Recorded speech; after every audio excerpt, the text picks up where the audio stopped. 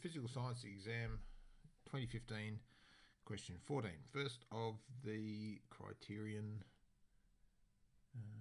7 questions, that's right, criterion 7. First of the chemistry ones. Oh dear. Anyway, so what you are going to need is you're going to need to look at your periodic table of elements from the back of your information sheet.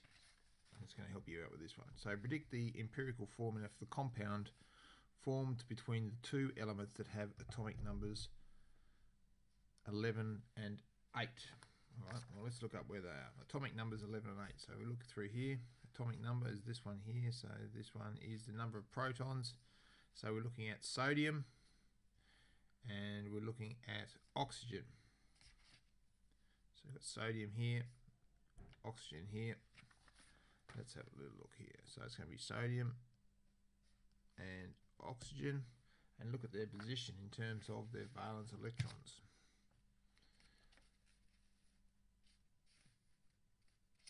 So here we are, we have these ones. These are going to be your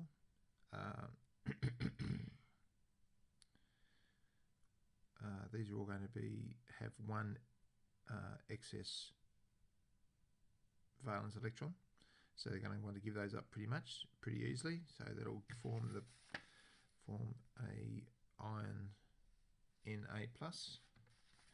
And similarly, when we look over here at oxygen, these are your noble gases.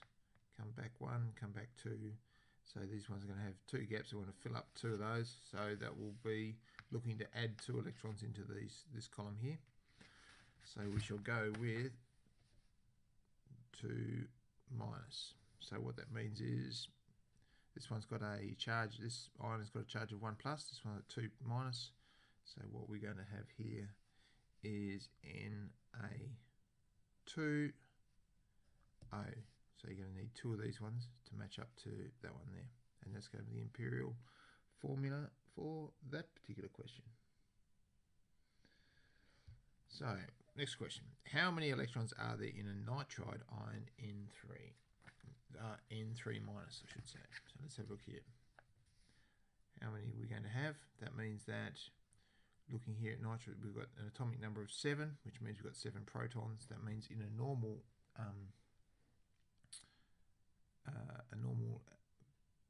uncharged atom, we would have 7 electrons. Now looking at the column that they're in, we're going to see that we're coming back 1, 2, 3. That means that there is 7 means that we're going to have 2 in the first shell and then 5 in the next shell, which leaves 3 gaps. So it wants to fill those up. So you're going to have 3 extra electrons. So we're going to have, how many electrons are there going to be? There's going to be 7 plus the extra 3 equals 10 electrons, like that. Predict the type of bonding likely to be found in rubidium chloride. Give a reason for your answer by referring to the electronic structure of rubidium and chlorine. Alright, let's see if we can't find rubidium.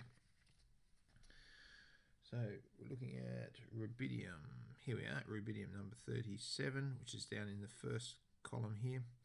So these are all going to have ions that are +1. In other words, they're going to lose 1 electron because they have 1 valence electron left over. So we've got RB plus.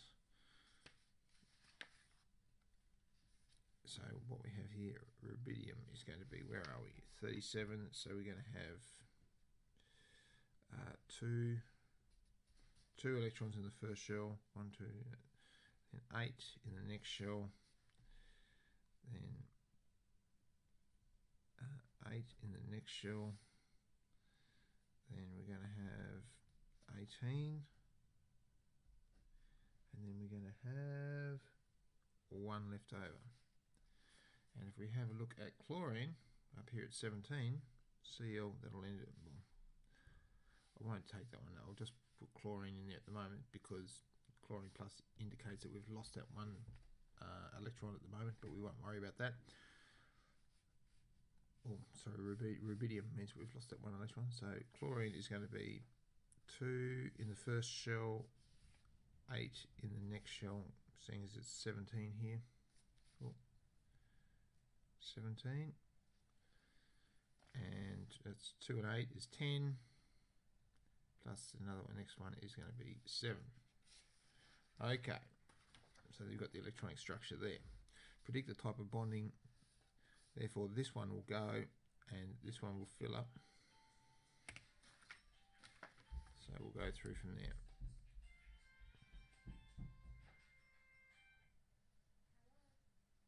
So we have got RB plus, and we have got CL minus.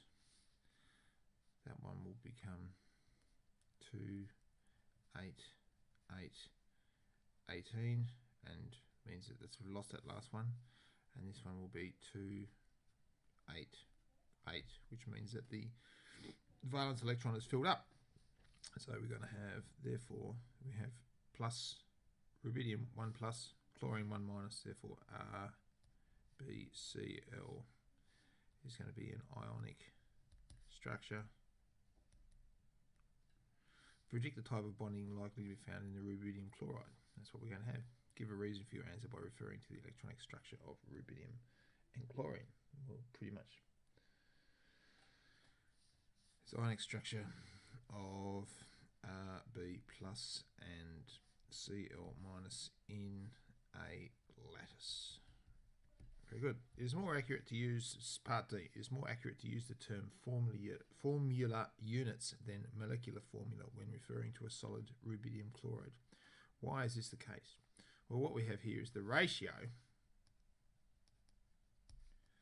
of Rb to Cl, Rb plus to Cl minus is 1 to 1. RbCl, since it's ionic, forms a lattice of many ions of Rb and Cl, not individual units like molecules. So it's a big long lattice stretching off. Well, you know, not practically infinite, but if not literally infinite. The noble gases, group 8 or group 18. So these are the noble gases over here. Group 8 or group 18. Helium, neon, argon, krypton, xenon, and radon are almost completely unreactive. By referring to the electronic structure, give a reason for this lack of reactivity. Well, they're not reactive because they do not have any excess or any gaps in their valence shell. So they have. So we can say that the noble gases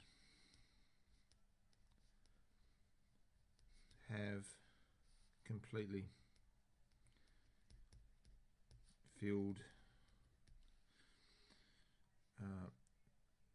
outer or valence shells. So good.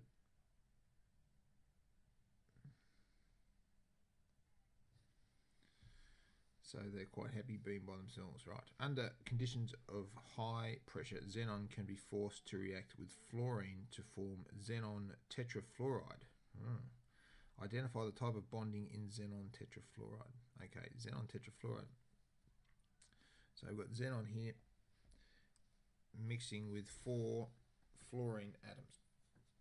If they're going to jam those together, then what we're going to have is we're going to have covalent bonds.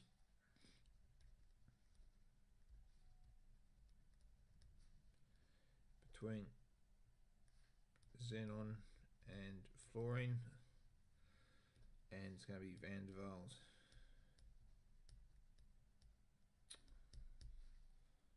Forces between molecules. So you have weak van der Waals forces between each individual molecule of XeF4 and the next one, but these covalent bonds are going to be strong before that. And that's the end of question 14. Physical Science exam 2015, question 14, the second part of that, which I forgot to do in the last little bit. Okay, so let's have a look here. So draw an electron dot diagram, a Lewis diagram for ethine, which is 2 carbons and 2 hydrogens. Okay. Well, what does ethine look like? If we're going to have carbon and a carbon, and they're going to have 3 ethine.